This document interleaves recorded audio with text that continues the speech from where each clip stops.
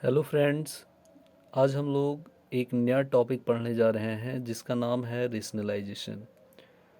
ये topic class ninth से start होता है और class tenth, class eleventh, class twelfth, बहुत सारा क्लासेस में लगभग सारे क्लासेस में इस टॉपिक का यूज़ बहुत सारे टॉपिक में करते हैं हम लोग।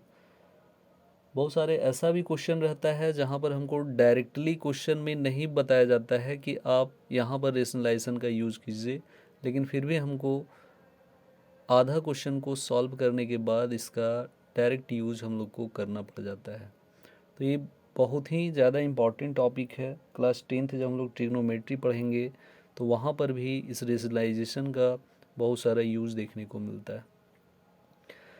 Class eleventh, class twelfth, competitive exam, ये सारा जगह पर रेशनलाइजेशन हम लोग को देखने को मिलता है। तो सबसे पहला क्वेश्चन हम लोग के माइंड में ये आना चाहिए कि रेशनलाइजेशन हम लोग क्यों करते हैं, किस तरह के क्वेश्चन में रेशनलाइजेशन का यूज किया जाता है। तो वैसा क्वेश्चन जिसका डिनोमिनेटर में इरेशनल नंबर रहता है, वहाँ पर हम लोग रेशनलाइजेशन का यूज करके उस क्वेश्चन को सॉल्व करते हैं। अब क्वेश्चन ये है कि इरेशनल नंबर क्या होता है, तो इसके लिए एक अलग से हम वीडियो बना देंगे जिसमें rational number, real number, even number, odd number, ये सारा नंबर को उस वीडियो में डिफाइन के साथ और एग्जांपल के साथ हम लोग डिस्कस करेंगे। फिर भी शॉर्ट में बता देते हैं। इरेशनल नंबर हम वैसा नंबर को कहते हैं जिसको हम लोग p/q के फॉर्म में नहीं लिख सकते हैं, लाइक √2, √3, √5, √6, √11, ये सारा जितना भी नंबर अभी हम बताएं ये सारा इरेशनल नंबर का एग्जाम्पल है। तो आइए हम लोग अब समझते हैं कुछ एग्जाम्पल के हेल्प से कि रेशनलाइजेशन किस प्रकार के क्वेश्चन में हम लोग यूज कर सकते हैं, कहाँ कहाँ रेशनलाइजेशन लगा सकते हैं। तो सबसे पहला क्वेश्चन ये है कि अगर मेरे पास रहे 1/√2।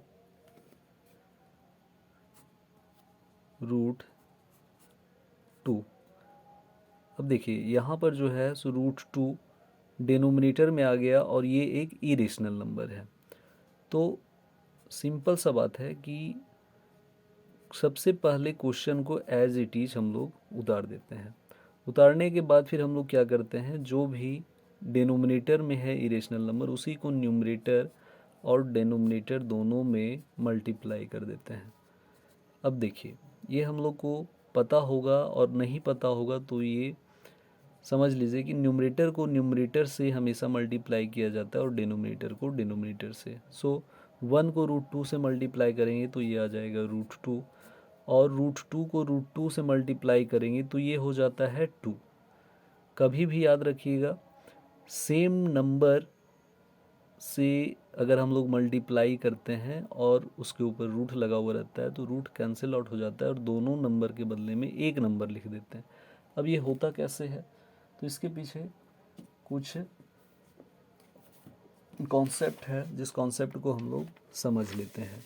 आखिर ये हुआ कैसे, तो देखिए √2 इंटू √2, हम लोग जानते हैं कि √2 से मल्टीप्लाई करेंगे तो ये हो जाएगा √4, और स्क्वायर रूट जो 4 हो गया, जब हम स्क्वायर रूट 4 का निकालेंगे तो इसका आंसर आ जाता है 2।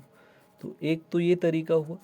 सेकंड तरीका क्या है, सेकंड मेथड, कि हम लोग स्क्वायर रूट को लिख सकते हैं इसका पावर में 1/2। क्लास 8 का है कॉन्सेप्ट, इसको भी हम लोग लिख सकते हैं 1/2। अब देखिए बेस सेम तो पावर हो जाता है ऐड। सो 2 का पावर 1/2 प्लस 1/2, ये दोनों को हम लोग प्लस कर दिए, ऐड कर दिए।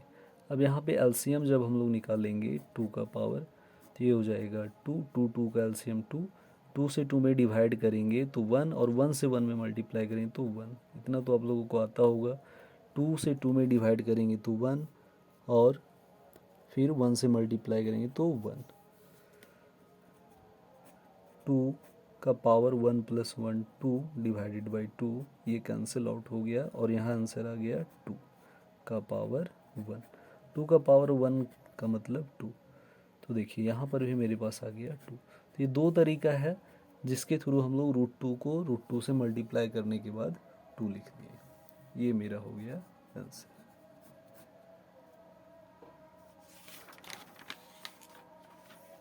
नेक्स्ट सेकेंड क्वेश्चन किस टाइप का आ सकता है, तो न्यूमरेटर में डिनोमिनेटर में अगर प्लस माइनस में अगर मेरे पास आ जाए, जैसे देखिए यहाँ पर 4 डिवाइडेड बाय √11 माइनस 2।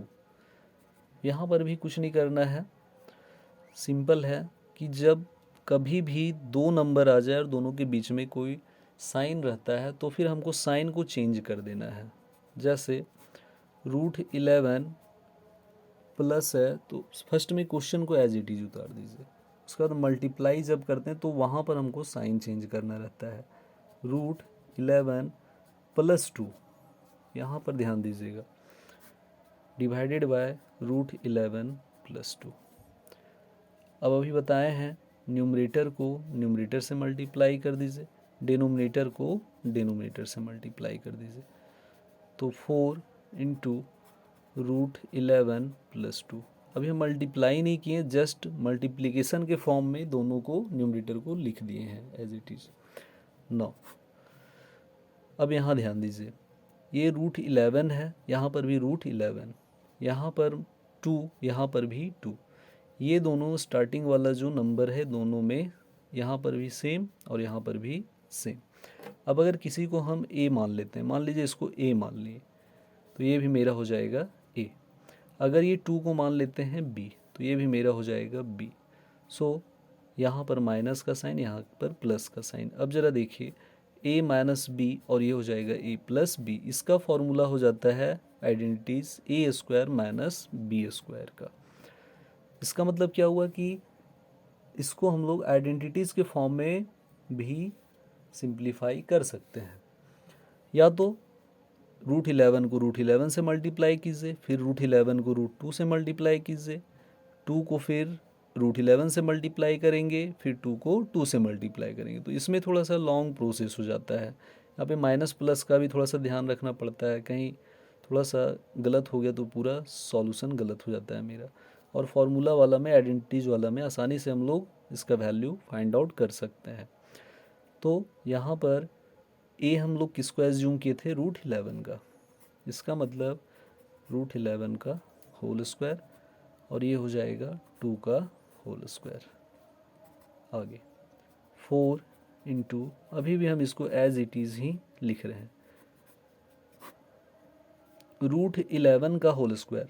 अब देखिए यहाँ 2 से रूट क्या हो जाता है, कैंसिल आउट, और ये हो जाएगा 2 का स्क्वायर मीन्स 4। अब यहाँ थोड़ा सा और डाउट आप लोग को आ रहा होगा, सर ये 2 और रूट को कैसे आप कैंसिल आउट कर दिए। तो इसके पीछे भी कॉन्सेप्ट छिपा हुआ है। देखिए √11 का होल स्क्वायर है, इसका मतलब अभी जैसे बताया कि रूट को हम लोग 1/2 के फॉर्म में पावर में लिख सकते हैं, तो इसका हो जाएगा 1/2 और इसके पावर के ऊपर भी लगा हुआ है स्क्वायर। सो जब पावर के ऊपर पावर लगता है तो ये हो जाता है मल्टीप्लाई। क्लास 8 में पावर एंड एक्सपोनेंट का है ये प्रॉपर्टीज़। 1/2 × 2, 2 से 2 कैंसिल आउट, ये हो गया 11 का पावर 1। सो 11 का पावर 1 मीन्स 11। इसी चीज़ को हम यहाँ पर 11 लिखें। Next 4 × √11 + 2 divided bye 11 - 4 7। सो आप इसको 4/7 × √11 + 2, ये भी आंसर लिख सकते हैं और ये भी आंसर लिख सकते हैं।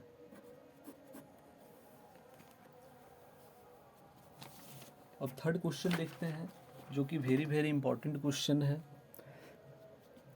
बहुत बार स्कूल के एग्जामिनेशन में जो थर्ड क्वेश्चन बताने जा रहे हैं ये आता है, बोर्ड का एग्ज़ाम होता है उसमें भी ये क्वेश्चन दे देता है। 2 मार्क्स 3 मार्क्स में ये क्वेश्चन आता है। इसमें क्वेश्चन आएगा आपका, find the value of A and B. Find the value of A and B. अब बोलिएगा सर इसमें तो ए बी का कहीं दिया हुआ ही नहीं है। तो देखिए क्वेश्चन ये है, √3 plus √2 divided by √3 minus √2 equal to A plus B √6। ये क्वेश्चन है और यहाँ पर देखिए ए और बी, ये ए बी का वैल्यू हमसे पूछा गया है। ये वेरी वेरी इंपॉर्टेंट क्वेश्चन है। चलिए सॉल्यूशन करते हैं क्वेश्चन का।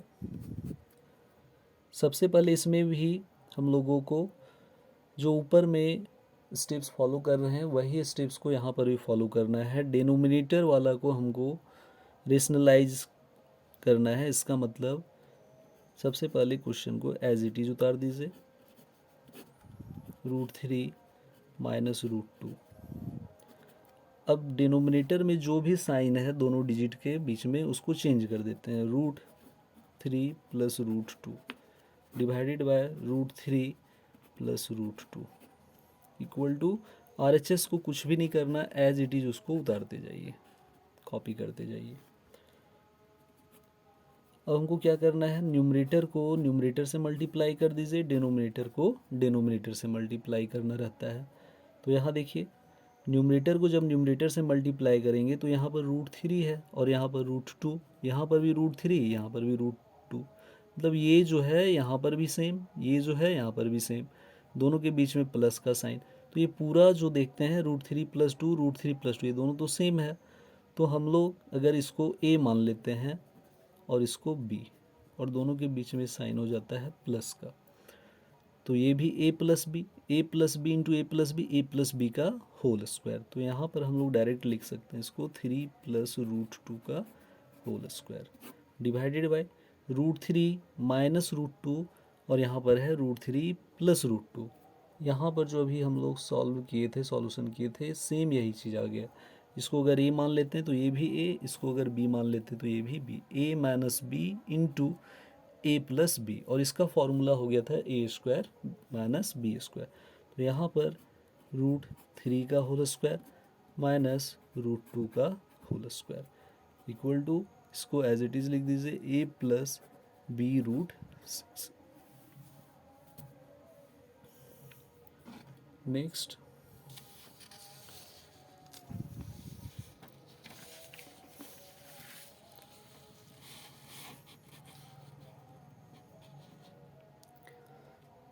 देखते हैं, इसको a माने थे, इसको b माने थे, तो a प्लस बी का होल स्क्वायर पे इसको हम नेक्स्ट ब्रेक कर सकते हैं। तो ये हो जाएगा मेरे पास a² मीन्स √3 का होल स्क्वायर प्लस √2 का whole square plus 2 into √3 into √2। अब बोलेंगे कोई कि सर ये a² यहाँ होता है प्लस 2ab यहाँ होता है प्लस b², तो इसको आगे पीछे कर दिए, इससे कोई प्रॉब्लम नहीं है। आप 2ab को पहले भी लिख सकते हैं और इसको बाद में भी लिख सकते हैं, सेम ही रिज़ल्ट आएगा। डिवाइडेड बाय, यहाँ पर देखिए ऊपर में सॉल्व किए थे हम लोग, √11 का होल स्क्वायर था, यहाँ पर हम लोग सॉल्व किए थे। किसी भी रूट के ऊपर स्क्वायर लगा हुआ रहता है तो वो कैंसिल आउट हो जाता है।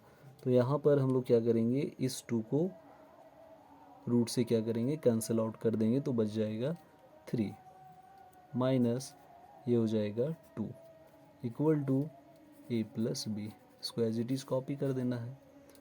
9 ये स्क्वायर से ये रूट कैंसिल आउट हो जाएगा, ये हो गया 3 प्लस यहाँ हो जाएगा 2 प्लस इसको मल्टीप्लाई करेंगे तो ये 2 का 2 आ जाएगा और √3 इंटू √2 ये हो जाएगा 6 divided by 3 minus 2 1 equal to a plus B root 6। Next 3 plus 2 5 plus 2 root 6 और डिनोमिनेटर में 1 है तो 1 को हम लोग लिख भी सकते हैं, नहीं भी लिख सकते हैं, इससे कोई फ़र्क पड़ने वाला नहीं है। a plus B root 6। अब यहाँ पर ध्यान देना है हम लोगों को, यहाँ से हम लोग a और b का वैल्यू निकालेंगे। इसके लिए हम लोग LHS और RHS को कंपेयर करते हैं। Comparing LHS and RHS। तो ज़रा यहाँ ध्यान दीजिए, रूट 6 और रूट 6, LHS में भी रूट 6 है, RHS में रूट 6 है। तो LHS में जो रूट 6 है इसके साथ 2 लिखा हुआ है और RHS में जो रूट 6 है इसके साथ b लिखा हुआ है। सो यहाँ से हम लोग निकाल सकते हैं therefore b is equal to क्या हो जाएगा 2 एंड यहाँ पर देखिए प्लस में लिखा हुआ है a और यहाँ लिखा हुआ है 5, तो a इक्वल टू हो जाएगा 5। ये दोनों हो गया मेरा आंसर। तो इस प्रकार से ये क्वेश्चन बहुत ही ज़्यादा इम्पॉर्टेंट है। Thank you.